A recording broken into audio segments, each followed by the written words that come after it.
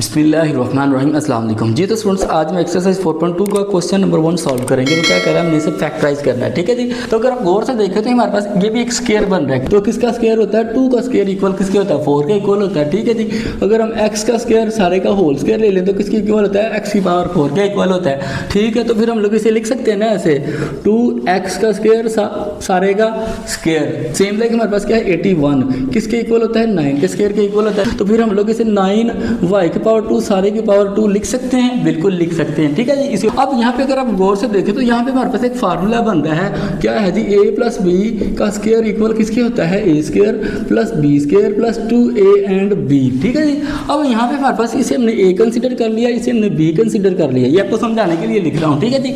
अब देखिए a square plus b square तो हमारे पास आ गया है, यानी कि ये वाला a स्क्वायर प्ली स्क्वायर आगे हमारे पास प्लस 2ab नहीं है। तो इसके लिए हम लोग क्या करेंगे, इसमें एक दफ़ा 2 into a and b plus कर देंगे और एक दफ़ा 2 into a and b minus कर देंगे, ठीक है जी। a हमने क्या रखा था, 2x का स्क्वायर है, b क्या था हमारा 9y का स्क्वायर है, ठीक है जी। एक दफ़ा हमने इसे प्लस कर दिया, एक दफ़ा हमने इसे माइनस कर दिया, 2x स्क्वायर एंड 9y का स्क्वायर, ठीक है। अगर हम इसे सॉल्व करेंगे तो दोनों कैंसिल हो जाएंगे, हमारे पास फिर यही फॉर्म इसकी आ जाएगी, ठीक है। अब अगर हम गौर से देखें तो हमारे पास 2a एंड b भी आ गया, ठीक है।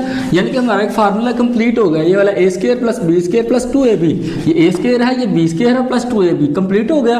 अब हम इसे क्लोज करके इस शक्ल में लिख देंगे, ठीक है जी। ये हमारा क्या था 2x स्क्वायर प्लस b हमारा क्या था 9y स्क्वायर सारे का होल स्क्वायर, ठीक है जी। हमारे पास ये फार्मूला बन गया, ठीक है। आगे हमारे पास बच गया ये वाली चीज़। तो अगर हम इसको मल्टीप्लाई करवाएं, 2 to the 4 9 the 36 minus 36 x square and y square साथ वैसे ही आ जाएगा, ठीक है जी।